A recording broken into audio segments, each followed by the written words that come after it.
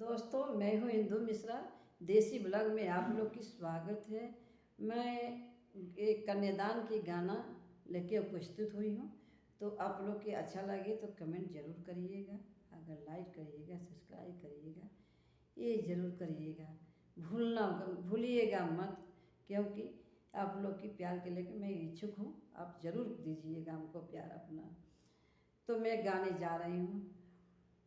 बाबा जे बैठेले कुश के तरैया हो, मोने मोने करेले विचार।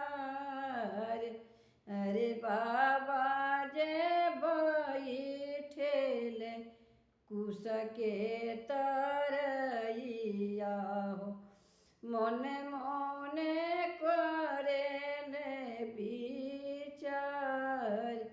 अरे बाबा के विचार देखी बेटियार जकर, सुनी बाबा यार जहाँ। बाबा के विचार देखी बेटियार जकर, सुनी बाबा यार जहाँ। बड़े बाबा के विचार देखी बेटियार जकर, सुनी बाबा यार जहाँ। अरे कवन गरहणवा हो बाबा, रउरा परला आगेला। कवन गरहणवा हमरी आमा, अरे कवन गरहणवा हो बाबा, रउरा परला गेला। कवन गरहणवा हमरी आमा, दहे कवन गरहणवा हो बाबा, हमारा परला गेला।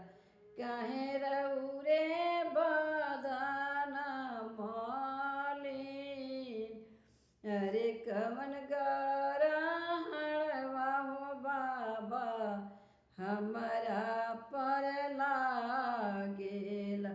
कहीं रउरे बदन मलिन, गर्भ गरहणवा हो बा बेटी, गर्भ गरहणवा हो बेटी, तोरा माँ परला गेला।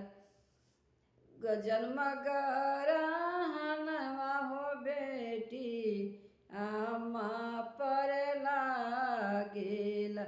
जन्म गरहणवा तोरे आम, अरे दहेज गरहणवा हो बेटी, हमारा परला गेला। जन्म गरहणवा तोहरे आम, अरे जन्म गरहणवा तोहरे आम, अरे जन्म गरहणवा हो बेटी, तोहरा परला गेला। ओही मोरे बदन मलिन,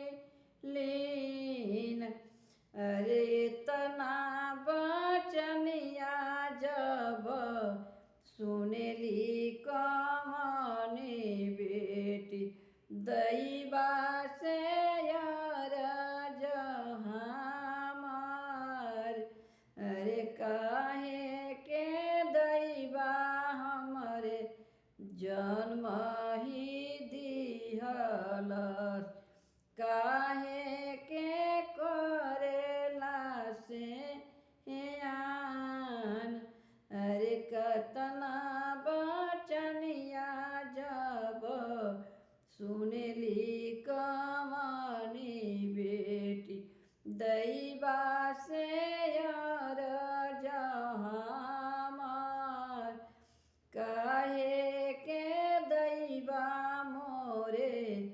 जन्म ही दिहलस काहे के करेला से